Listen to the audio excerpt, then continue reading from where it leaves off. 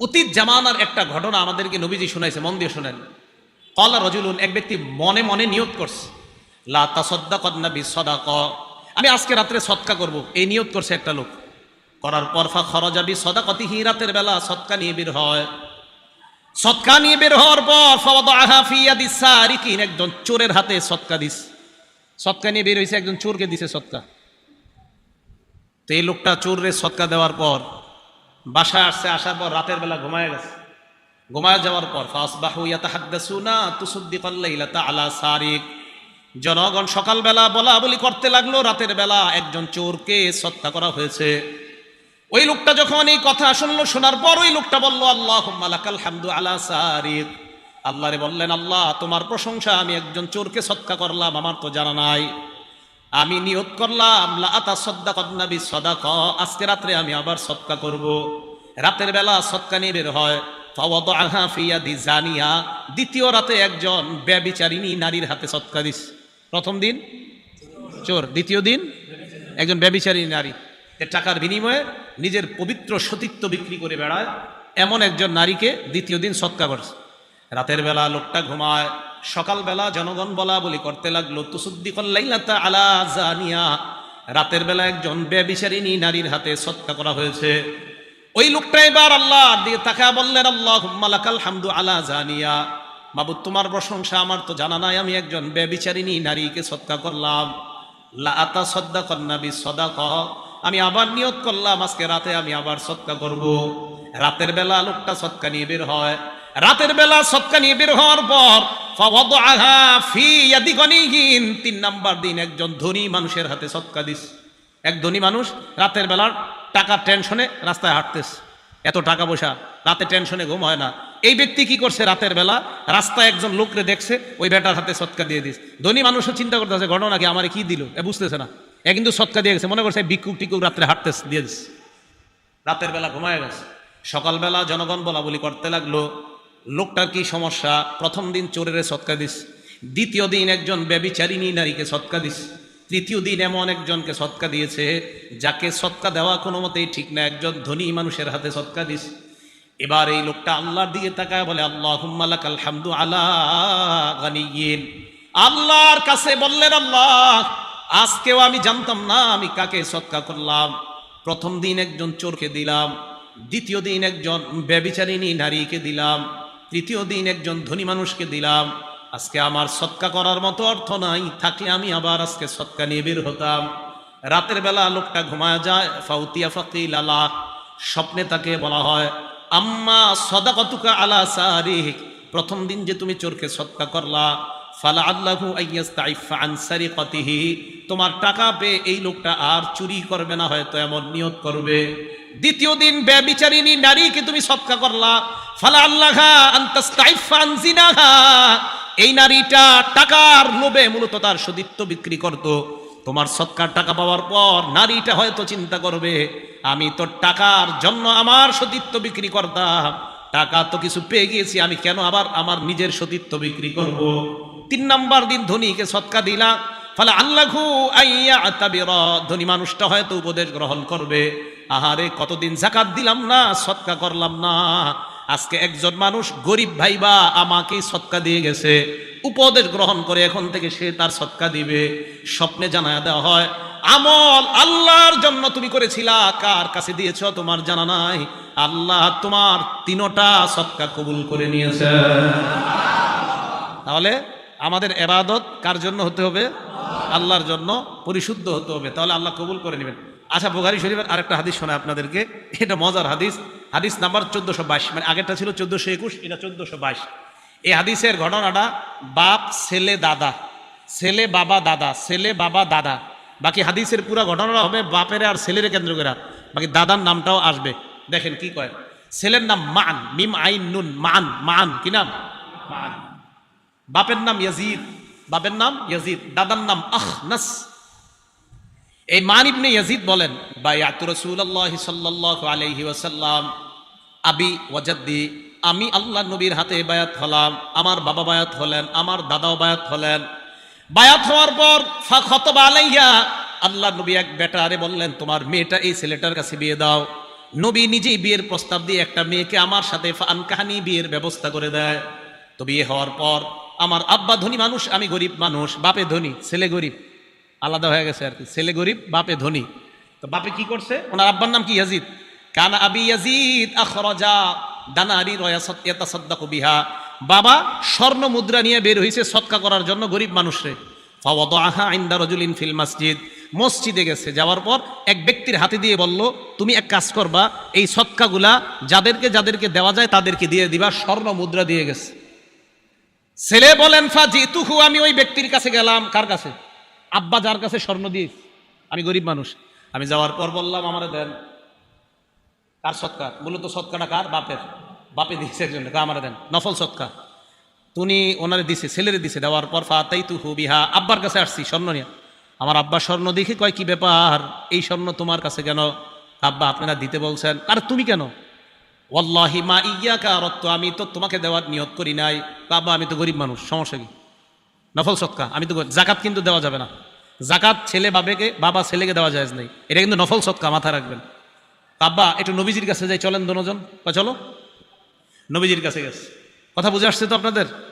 নবীজির কাছে যাওয়ার পর ফাখাসামতু ইলা রাসূলিল্লাহ, আমি নবীজিরে বললাম, হুজুর এমন এমন ঘটনা। আল্লাহ নবী কয়, ইয়াজিদ লাকামা নাওয়াইতা, তুমি সৎকার নিয়ত করেছো? কয় হ্যাঁ। কয় তুমি নিয়ত অনুযায়ী সব পেয়ে গেছো। ছেলেকে ডাক দিয়ে বললেন, ওয়ালাকামা আখস্তা, তোমার বাবার সৎকা করা স্বর্ণগুলা তুমি নিয়েছো? কয় হ্যাঁ। কয় যাও, এগুলা তোমার। তাহলে নিয়ত করছে, সৎকা কবুল হয়ে গেছে। আর ওইদিকে ছেলে নিছে, আল্লাহ নবী কয় বাপের কাজ বাপে করছে, তোমারটা তুমি করছো। তুমি গরিব মানুষ হিসাবে অন্তে সৎকা আনছো, তোমার বাবা ওই লোকেরে দিছে গরিব মানুষকে সৎকা করতে, তোমার বাবা নিয়ত অনুযায়ী সব পেয়ে গেছে, আর তুমিও গরিব মানুষ হিসাবে যেগুলো গ্রহণ করছো এটার মালিক তুমি হয়ে গেছো। তাহলে এবাদত শুদ্ধ হবে যদি এই এবাদতটা একমাত্র কারে সন্তুষ্ট করার নিয়ত থাকে? আল্লাহ। না হয় কিন্তু এবাদত কবুল হবে না। আচ্ছা, আরেকটা হাদিস শুনে আপনাদেরকে, মজার হাদিস, বুখারী শরীফের 2272 নম্বর হাদিস, 2272। এই হাদিস আপনারা অনেক সময় শুনছেন হয়তো, আজকে একটু শোনেন। ইনতালাকা সালাসাতু রাহতিম মিম্মান কানা ক্বাবলাকুম, আল্লাহ নবীর আল্লাহ নবী বলেন অতীত জামানার 3 ব্যক্তির ঘটনা আমাদেরকে শোনায়। নবীজি বলেন অতীত জামানায় 3 ব্যক্তি রাতের বেলা বের হয়, বের হওয়ার পর হাঁটতে হাঁটতে রাত গভীর হয়ে গেছে। তারা 3 জন চিন্তা করলো কি করা যায়, এত রাত বাসায় যাওয়া সম্ভব না, কোথাও আমরা রাতটা কাটানোর পর সকালবেলা আমরা বাসার দিকে রওনা করব। যে নিয়ত ফাওয়াউল মাবিতা ইলা গারিন ফাদাখালুহু, একটা গুহার মধ্যে তারা ঢুকছে রাত কাটানোর জন্য। গুহায় ঢুকার পর তাদের নিয়ত আজকে গুহার মধ্যে রাতের ঘুমায় আমরা কাটায়া দিব, সকালবেলা আবার বাসায় রওনা করব। গুহায় ঢুকছে, ফানহাদারাত সখরাতুম মিনাল জাবাল, পাহাড় থেকে একটা পাথর আসছে, আসার পর ওই গুহার মুখে আইসা পড়ছে। ফাসাদ্দাত আলাইহিমুল গার, পুরা গুহার মুখটা পাথর বন্ধ করে দিস, পুরা গুহার মুখে পাথর। বেশি সময় স্থায়ী হয়ে গেলে মারা যাবে, অক্সিজেন যাবে না, খানা টানা তো কিচ্ছুই নেই, কেউ জানবে না, মারা যাবে। এই 3 জনে চিন্তা করতেছে ইন্না লিল্লাহ, এখন কি হবে? ফাকালু, 3 জন পরামর্শে বসছে। এটা মন দিয়ে শুনেন, আপনাদের সারা জীবনের জন্য, নিজেরা হয়তো শুনছেন কিন্তু আজকে এটা আমলের, প্রত্যেক দিনে আমলটা করতে পারেন। তারা 3 জন যে কথাটা বলছে এটা আমার আর আপনারও কথা হবে আজকে থেকে। 3 জনে বলতেছে, লা ইউনজিকুম মিন হাদিহিস সখরা ইল্লা আন তাদউল্লাহা বিসলিহি আমালিকুম, এই পাথর নামক বিপদ থেকে কোনো জিনিস আমাদেরকে উদ্ধার করতে পারবে না, একমাত্র আমাদের জীবনের খাঁটি কোনো আমল দিয়ে যদি আল্লাহর কাছে দোয়া করতে পারি, ওই দোয়ার বদৌলতে আশা করা যায় এই পাথর আল্লাহ সরায়া দিবেন। তাহলে আপনারা জীবনে ভালো কিছু কাজ করছেন আছে নিশ্চিত, তো মাঝে মাঝে আল্লাহরে বলবেন, আল্লাহ ওই দিন ওই কাজটা আমি তোমারে খুশি করার জন্য যদি কইরা থাকি, তো মাবুদ আমার এই আশাটা তুমি পুরা করো, এইভাবে বলা। তো 3 জন পরামর্শ করার পর কয় ঠিক আছে, আগে কে দোয়া করবে? তো একজন আগে দোয়া করবে, উনি বলতে লাগলেন আল্লাহকে, আল্লাহুম্মা কানালি আবাওয়ানি শাইখানি কাবীরান, আল্লাহ আমার 2 জন মা বাবা ছিল। মা বাবা 2 জন আছে কার কার? হাত তোলেন তো। 2 জনই আছে কার কার? হাত নামান। 1 জন আছে কার? মা অথবা বাবা? হ্যাঁ, 1 জন। হ্যাঁ, আচ্ছা, আমরা তো একটু কপাল খারাপ যারা আমাদের 1 জন, আর যাদের 2 জন আছে আপনাদের কপাল অনেক ভালো, এখনো ভাগ্য অনেক ভালো। হ্যাঁ, এজন্য ওনারা থাকতেই জান্নাত কামাই করেন, ওনারা থাকতেই জান্নাত কামাই করে নেন, চলে গেলে কিন্তু আর পাবেন না সুযোগ। একদম বুঝে আসবে, বিশ্বাস করেন, থাকতে বুঝে আসবে না, চলে গেলে বুঝে আসবে, সত্যি কথা। রাসূল আকরাম সাল্লাল্লাহু আলাইহি সাল্লাম বলেন, ওই ব্যক্তি বলতে লাগলেন, আল্লাহুম্মা কানালি আবাওয়ানি শাইখানি কাবীরান, মাবুদ আমার মা বাবা বৃদ্ধ বৃদ্ধা, 3 ভাই ঢাকা শহরে থাকে, তিন ভাইয়ের মধ্যে এক ভাইয়ের কাছে মা বাবা থাকে, বাকি দুইজনের কাছে থাকে না। ওই দুইজনের বিবি আর ওই দুইজন চিন্তা করে বাঁচাইছে আল্লাহ, আব্বা আম্মাটারে ওইটার সাথে দিয়ে দিস, আমগো দুইজনরে আল্লাহ বাঁচাইছে। না না, আপনাদের দুইজনকে আল্লাহ ঠকাইছে, বাঁচায় নাই। আপনাদের এই মানসিকতা যে আমগো দুইজনের সাথে আব্বা আম্মা নাই, ওটার সাথে আছে কামরাঙ্গি চোর বাসা ভাড়া নিয়ে থাকে, ওইটা আমরা দুইজন লালবাগ আছি, আল্লাহ বাঁচাইছে রে, আব্বা আম্মা ওখানে আছে, ওষুধপাতি যা আছে ওর কাঁধে দিস, ওর কাঁধে দেন নাই, ওরে আপনারা জান্নাতে যাওয়া সহজ করে দিয়েছেন। আপনারা জিতে যান নাই, হেরে গেছেন, সত্যি কথা। তো বলতেছে আল্লাহ আমার আব্বা আম্মা দুইজন আছে। কুনতুলা আগবিকু ক্বাবলাহুমা আহলান আও মালা, আল্লাহ আমি প্রতিদিন দুধ দহন করতাম, করার পর আব্বা আম্মার আগে আমি আমার পরিবারের কাউকে দুধ দিতাম না, দাস দাসী কেউ দিতাম না, বাসায় আনার পর আগে আব্বা আম্মারে খাওয়াইতাম, এরপর অন্যদেরকে দিতাম। এই কথা বলার পর আল্লাহকে বলতে লাগলেন ফানা আবি ফি তলাবি শাইইন ইয়াওমা, একদিন আমি একটা প্রয়োজনে অনেক দূরে চলে যাই, যাওয়ার পর ফালাম উরিহ আলাইহিমা হাত্তা নামা, আসতে আসতে দেরি হয়ে যায়, রাতের বেলা এসে দেখি আব্বা আম্মা ঘুমায় গেছে। আমি দুধ দহন করলাম, হালাবতুলাহুমা গবুকহুমা, মা বাবার জন্য দুধ দহন করার পর তাদের কাছে আসলাম, ওয়াজাতুহুমা নাইমাইন, আসার পর দেখলাম তারা ঘুমায়। কারিহতু আন আগবিকা ক্বাবলাহুমা আহলান আও মালা, আমি আমার আব্বা আম্মার পূর্বে পরিবারের কাউকে দুধ দেওয়াটা অপছন্দ করলাম। আমি চিন্তা করলাম কি করা যায়, ফালাবিস্তু ওয়াল কদাহু আলা ইয়াদাইয়া আনতাজিরু ইস্তিকাযিহিমা, আমি সারা রাত মা বাবার সামনে দাঁড়ায় রইলাম, জাগ্রত হওয়ার অপেক্ষায়, দুধের পেয়ালা আমার হাতের মধ্যে রাখলাম, দুই হাতের মধ্যে পেয়ালা নিয়ে আমি দাঁড়িয়ে রইলাম।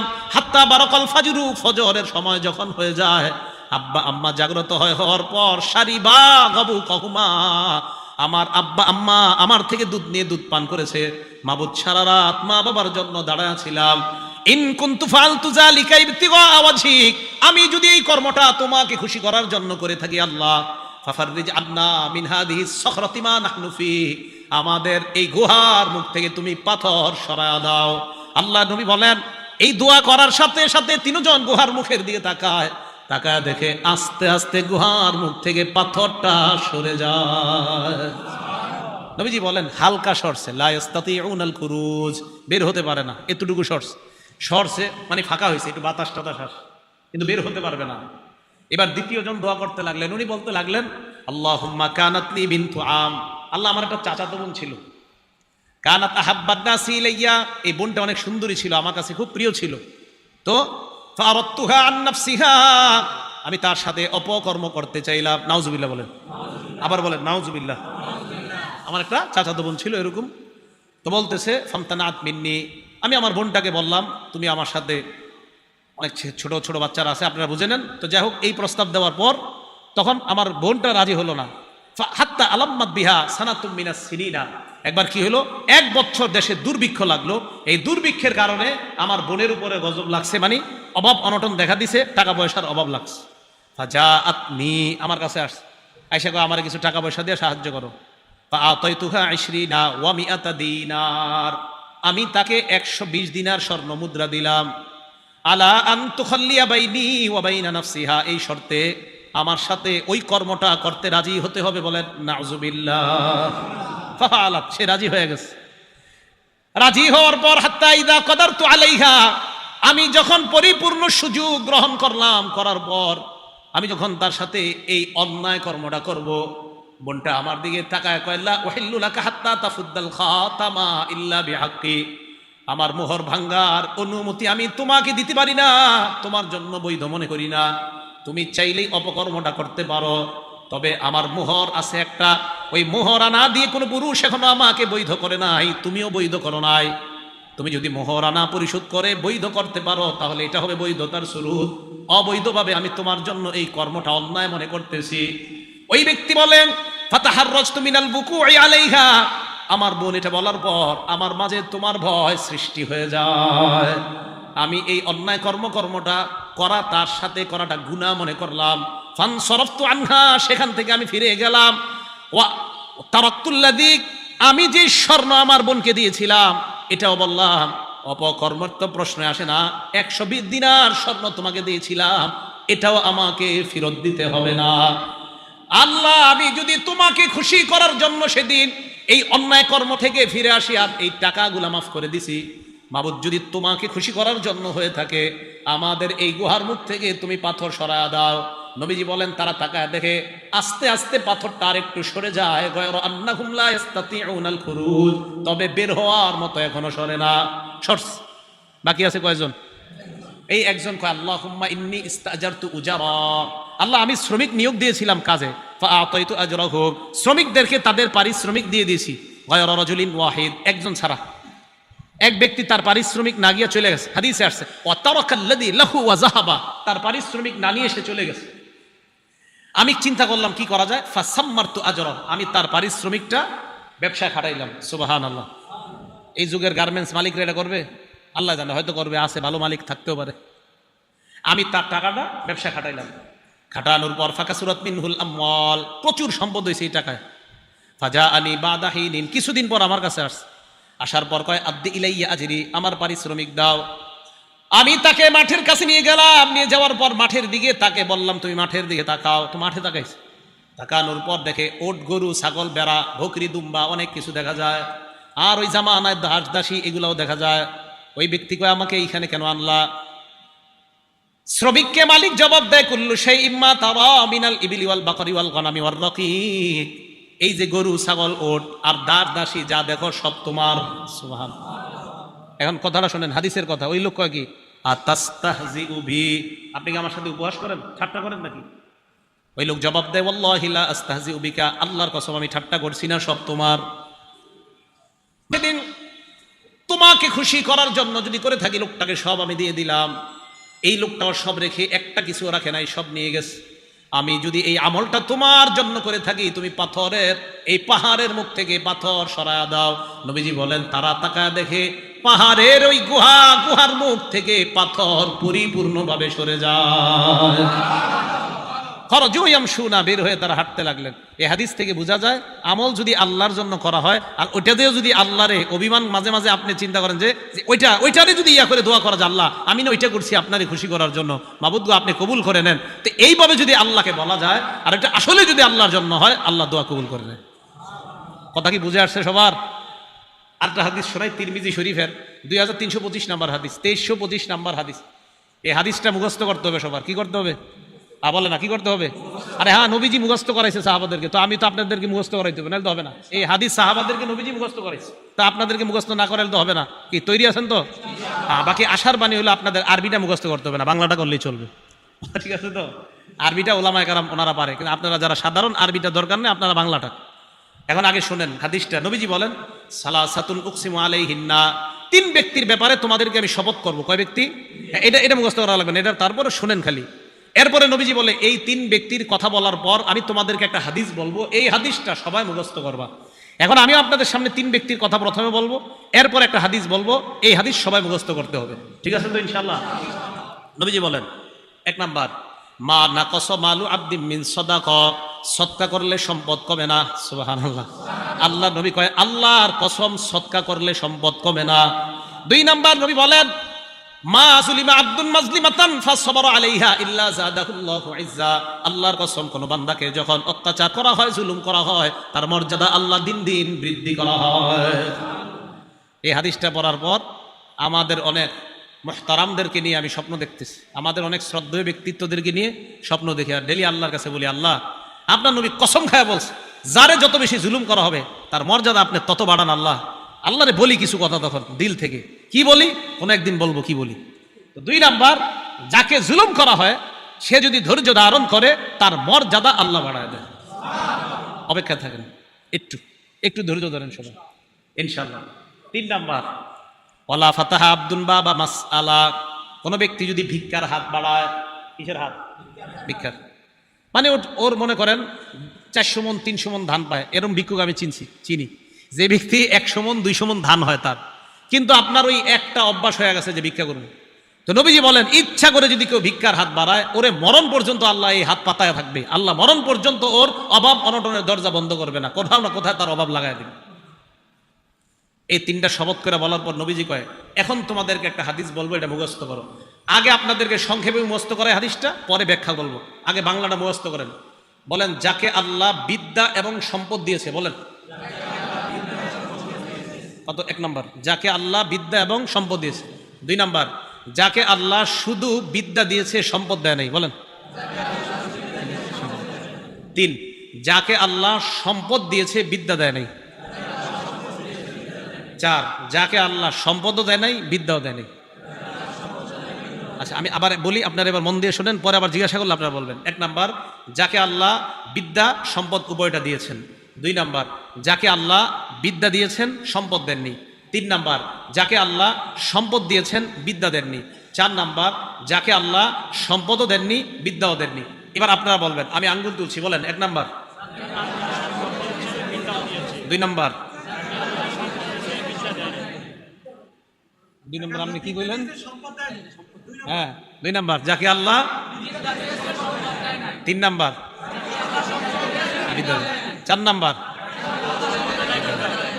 মুখস্থ থাকবে সবার? মুখস্থ থাকলে এবার বিস্তারিত বলি, থাকবে তো ইনশাল্লাহ? হ্যাঁ, দেখেন, ক্বালা রাসূলুল্লাহ সাল্লাল্লাহু আলাইহি ওয়াসাল্লাম ইন্নামাদ দুনিয়া লিআরবাতি নাফার। আল্লাহ নবী বলেন দুনিয়াতে মানুষ 4 প্রকার। জোরে বলেন, দুনিয়াতে মানুষ কয় প্রকার? 1 নম্বর, আব্দিন রাযাকাহুল্লাহু ইলমান ওয়া মালা। 1 নম্বর, যাকে আল্লাহ সম্পদ দিয়েছেন বিদ্যা দিয়েছেন। 1 নম্বর, যাকে আল্লাহ সম্পদ দিয়েছেন বিদ্যা দিয়েছেন, ফাহুয়া ইয়াত্তাকি ফীহি রাব্বা। ওই ব্যক্তি আল্লাহকে ভয় করে, কারণ তার কোরআন হাদিসের বিদ্যা আছে। কোরআন হাদিসের বিদ্যা থাকার কারণে আল্লাহকে ভয় করে। ওয়া ইয়াসিলু ফীহি রাহিমা। আল্লাহর জন্য ওই ব্যক্তি আত্মীয়তার সম্পর্ক রক্ষা করে। ওয়া ইয়ালামু আন্না লিল্লাহি ফীহি হাক্কা। টাকা আছে আর কোরআন হাদিসের বিদ্যা থাকার কারণে ওই ব্যক্তি বুঝে আমার এই সম্পদের মাঝে আল্লাহর হক আছে। তাহলে 1 নাম্বার, যাকে আল্লাহ বিদ্যা দিয়েছেন সম্পদ দিয়েছেন। কোন আলেমকে যদি আল্লাহ বিদ্যা দেয় এবং সম্পদ দেয়, ওই আলেম তার বিদ্যার মাধ্যমে তার সম্পদ কোথায় খরচ করতে হবে এটা তার জানা আছে। আল্লাহ নবী বলেন ফাহুয়া বিআফজালিল মানাজিল। এই ব্যক্তি সবচাইতে শ্রেষ্ঠ মর্যাদাবান ব্যক্তি হয়ে যায়। সম্পদ আছে, টাকা আছে, কিন্তু সঠিকভাবে খরচ করে, এই ব্যক্তি শ্রেষ্ঠ ব্যক্তি। 2, ওয়াবদিন রাযাকাহুল্লাহু ইলমান ওয়া লাম ইয়ারযুকহু মালা। 2 নাম্বার, যাকে আল্লাহ বিদ্যা দিয়েছে সম্পদ দেয় নাই। এমন অনেক আলেম আছে, আলেমদের মধ্যে 90% মাশাআল্লাহ আলেম, খুব ভালো আলেম, এলেম আছে, কিন্তু টাকা নাই, আছে না? মসজিদের ইমাম সাহেবদের দিকে বেতন কেমন দেন তা তো জানি না আমি। চিন্তা করে এই জায়গায় বেতন যত কম দেওয়া যায়, হ্যাঁ, এই চিন্তা চেতনা। ওলামায়ে কেরামকে মর্যাদা দিছে আল্লাহ, আপনারা দেন না কেন? আমি মাঝে মাঝে চিন্তা করি, ওলামায়ে কেরামকে মর্যাদা দিছে কে? আরো জোরে কোন, কে দিছে? আল্লাহ দিছে। এই জায়গায় আমরা যারা আছি ইনশাআল্লাহ আমরা ইমানদার না? আর ইমানদার কিনা? আল্লাহ সূরা মুজাদালায় বলে ওয়ারফাইল্লাহুল্লাযীনা আমানু মিনকুম। এই জায়গায় আপনারা যারা ইমানদার, আপনাদের মর্যাদা আল্লাহ বাড়ায়। ইমানদারদের মর্যাদা কে বাড়ায়? আবার ইমানদারদের মর্যাদা কে বাড়ায়? এটা কারণ আছে, একটু বলতেছি। বলেন, এই জায়গায় যারা আমরা ইমানদার আমাদের মর্যাদা বাড়ায় কে? আবার এই জায়গায় যারা ইমানদার আমাদের মর্যাদা বাড়ায় কে? আচ্ছা, এই ইমানদারদের মাঝে আলেম আসেনি? এবার আল্লাহ কয় ওয়াল্লাযীনা উতুল ইলমা দারাজাত। তোমাদের ইমানদারদের মধ্যে যারা আলেম তাদের মর্যাদা আরো অনেক উঁচু স্তরে আল্লাহ বাড়ায় দেয়। তা আলেমদের মর্যাদা আল্লাহ দিছে, আপনারা দেন না কেন? ইমাম সাহেবের বেতন বাড়াইতে প্রত্যেক মাসে কি যে এক ঝামেলা। হ্যাঁ, তাহলে ইমাম সাহেবের বেতন বাড়াইতে গেলে একটা পুরা মিটিং বসে, সপ্তাহব্যাপী মিটিং হয়। না 500, 1000 কি করে? আরে 500 বাড়াও, 1000 এটা ঠিক না, 500 বাড়াও, 500ই তো হয়, 1000 কেমনে বাড়ায়? এটা নিয়ে মিটিং চলতে থাকে, পুরো 1 মাস চলে যায়। কি এক ঝামেলা। হ্যাঁ, ওলামায়ে কেরাম যার আখেরাত, আপনার যার আখেরাত ইমাম সাহেবের উপরে নির্ভর করে, আপনার আখেরাত শুদ্ধ না অশুদ্ধ, ওনার নামাজ ঠিক তো আপনার নামাজ ঠিক। ইমাম সাহেব সামনে দাঁড়ায়, আপনার আখেরাতের পুরো দায়িত্বটা নিয়ে ইমাম সাহেব সামনে দাঁড়ায়। কিভাবে এরকম কিপটামি আর কৃপণতা করেন যে ওনার বেতন বাড়াইতে গেলে 7 দিন আর 15 দিন মিটিং করেন? আপনার তো লজ্জা থাকা দরকার। যার আখেরাত নির্ভর করছে যে ইমামের উপর, ওনার ব্যাপারে মিটিং করতে হবে কেন? আমি খুব লজ্জা পাই এই বিষয়গুলো। যে ইমাম সাহেবের, ওনার কারণে আপনার আখেরাত, উনি সামনে দাঁড়ায়, আপনার আখেরাতের পুরো দায়িত্বটা নিয়ে সামনে দাঁড়াচ্ছে একজন ইমাম। হ্যাঁ, আপনি জানেন আমি সামনে সাধারণত ভয়ে দাঁড়াইতে চাই না, সামনে যে দাঁড়াই না কেন, পিছনে হাজার হাজার মানুষের দায়িত্ব এটা। কিন্তু আমি মাঝে মাঝে ইমামদেরকে নিয়ে চিন্তা করি, একজন ইমাম কতগুলো মানুষের আখেরাতের দায়িত্ব নিয়ে সামনে দাঁড়ায়। ওনার ক্ষেত্রে মুসল্লিদের মধ্যে আমরা কি পরিমাণ চিন্তা চেতনা আর যে কত টেনশন ইমামরে নিয়ে, নাউজুবিল্লাহি মিন যালিক। বলেন, ইমামদেরকে সম্মান করবো তো ইনশাআল্লাহ? সম্মান করেন। সম্মান কেন সম্মান করবেন জানেন? ইমাম যেই জায়গায় দাঁড়ায় ওই জায়গায় দাঁড়ায় নবীজি ইমামতি করতেন। হ্যাঁ, বলেন, ইমাম যেই জায়গায় দাঁড়ায় সেখানে দাঁড়ায় ইমামতি কে করতেন?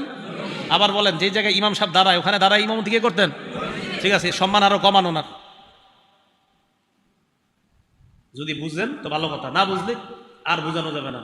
নবীজি যেখানে দাঁড়িয়ে নামাজ পড়াইতেন সেখানে ইমাম দাঁড়ায় নামাজ পড়ায়। আবার বলছি, নবীজি যেখানে দাঁড়িয়ে নামাজ পড়াইতেন এখানে ইমাম দাঁড়িয়ে নামাজ পড়ায়। তো ওনার সম্মান কিভাবে দিবেন আমি আর বুঝাইতে পারছি না, শুধু একটুকুই বললাম। যেখানে নবীজি দাঁড়িয়ে নামাজ আদায় করতেন, যেখানে নবীজি দাঁড়িয়ে সাহাবাদেরকে নামাজ পড়াইতেন, সেই জায়গাগুলোতে আল্লাহ তার নির্বাচিত বান্দাদেরকে দাঁড় করাচ্ছে। নবীওয়ালা দায়িত্বটা তার মাধ্যমে আল্লাহ পূরণ করতেছে। এখন তার সম্মান কিভাবে দিবেন আমি আর কিছু বলবো না, শুধু একটা কথা বলে গেলাম যে নবীজি যেই জায়গায় দাঁড়াইতেন সেখানে ওই ইমাম দাঁড়াচ্ছে, তার মর্যাদা কিভাবে দিবেন আপনারা চিন্তা করবেন। নবীজির মহব্বত করেন না সবাই? বোঝা যাবে করেন কিনা। আসেন, 1 নাম্বার, যাকে আল্লাহ সম্পদ দিছে, বিদ্যা দিছে, মনে আছে তো? 2 নাম্বার, ওলামায়ে কারাম, এলেম আছে, সম্পদ নাই। এলেম আছে, সম্পদ নাই। তো উনি চিন্তা করে, আল্লাহ আমার যদি সম্পদ থাকতো, লাবিল তো মিসলা আমালি ফুলান, আমিও তার মতো দান করতাম। আমার সম্পদ নাই তাই আমি দান করি না, যদি থাকতো আমি তার মতো দান করতাম। আল্লাহ নবী বলেন ফাজরুহুমা সাওয়া, প্রথম ব্যক্তি যেমন দুনিয়ার শ্রেষ্ঠ বান্দা, দ্বিতীয় ব্যক্তিও আল্লাহর কাছে ওই প্রথম ব্যক্তির মতো শ্রেষ্ঠ হয়ে যায়। দ্বিতীয় জনের টাকা পয়সা দান না করে প্রথম জনের মতোই নিয়ত। এবার 3 নাম্বার কে জানি? যাকে আল্লাহ সম্পদ দিছে, বিদ্যা দেয় নাই। ও আব্দিন রাযাকাহুল্লাহু মালাম নালাম ইয়ারযুকহু ইলমা, যাকে আল্লাহ সম্পদ দিয়েছে, বিদ্যা দেয় নাই। এই ব্যক্তি এবার সম্পদ কি করে? ফাহুয়া ইয়াখবিতু ফি মালিহি, তার সম্পদ যেমনি ইচ্ছে এমনি খরচ করে। ভারত পাকিস্তানের খেলার সময় 1 কোটি টাকা বাজি নেয়, জুয়া খেলে, টাস খেলে, ইত্যাদি খেলার মধ্যে তার টাকা নষ্ট করে। আলেমদের কাছে মাসালা জিজ্ঞাসা করে না, টাকা যেমনি মন চায় এইভাবে খরচ করে। আল্লাহ নবী বলেন ফাহুয়া বিআখবাসিল মানাজিল, এই লোকটা সবচেয়ে নিকৃষ্ট, বলেন নাউজুবিল্লাহ। 4 নাম্বার, যাকে আল্লাহ সম্পদ দেয় নাই, বিদ্যা দেয় নাই, পোড়া কপাল, সম্পদ নাই, বিদ্যাও নাই। এই ব্যক্তি নিয়ত করে, আমার যদি টাকা থাকতো লামিল তুমি ইস্তামালি ফুলান, ওই ব্যক্তির মতো আমিও 42 ইঞ্চি একটা টিভি কিনতাম। নিয়ত করে, টাকা নাই কিন্তু নিয়ত করে, আরে আজকে আমার থাকলে বুঝাই দিতাম, আপনি এই শোরুম থেকে টিভিটা নিতেছেন, আমার থাকলে আমিও বুঝাইতাম। এর এইরকম নিয়ত। নবীজি বলেন ফাবিজরুহুমা সাওয়া, শেষ 2 জনের মাকাম এক, শেষ 2 জনের মাকাম এক। শেষ 2 জন নিকৃষ্ট বান্দা, প্রথম 2 জন উৎকৃষ্ট বান্দা, শেষ 2 জন নিকৃষ্ট বান্দা। সবার মনে থাকবে তো এটা? তাহলে এটা নবী সব সাহাবাদেরকে মুখস্থ করাইছে হাদিসটা। 1 নাম্বার, যাকে বিদ্যা, এলেম, বিদ্যা আর সম্পদ দিছে। 2 নাম্বার, যাকে আল্লাহ এলেম দিছে, সম্পদ দেয় নাই। 3 নাম্বার, যাকে আল্লাহ সম্পদ দিছে, এলেম দেয় নাই। 4 নাম্বার, যাকে এলেমও দেয় নাই, সম্পদও দেয় নাই। প্রথম 2 জন শ্রেষ্ঠ, শেষের 2 জন নিকৃষ্ট। আল্লাহ শেষ 2 জন থেকে হেফাজত করেন, প্রথম 2 জনের অন্তর্ভুক্ত হওয়ার তৌফিক দান। মনে থাকবে তো ইনশাল্লাহ? তাহলে আজকে আমরা হাফেজে কোরআন যারা নতুন করে হেফজ নিল এবং এই মাদ্রাসা যারা পড়াই, আমাদের এই সমস্ত আমল, কর্ম, ইবাদত একমাত্র খুশি কাকে করার জন্য করব? আল্লাহকে করার জন্য। আল্লাহ পাক রব্বুল আলামিন আমাদের সকলকে ইখলাসের সাথে যে কথাগুলো আমরা শুনলাম। আচ্ছা, এতক্ষণ যে আমি বয়ান করছি, এটা নিয়ত সঠিক করে শুনছেননি তো? কি বয়ান করলাম? এত বয়ানে তো করলাম সব আমল করতে হবে নিয়ত সঠিক করে। এতক্ষণ যে ওয়াজ করছি, এটা নিয়ত সঠিক ছিল নি? এখন যে বয়ান করলাম, নিয়ত সঠিক করে শুনছেন তো? জি, একটু আওয়াজ আস্তে আসতেছে। এতক্ষণ যে বয়ান করলাম, নিয়ত যদি এখনো সঠিক না থাকে, এখনই সঠিক করে নেন। আল্লাহ পাক রব্বুল আলামিন আমাদের প্রত্যেকটা আমল যেন একমাত্র আল্লাহর জন্য আমরা করতে পারি, আল্লাহ তৌফিক দান করেন। আমিন ওয়া আখিরু দাওয়ানা আলহামদুলিল্লাহ।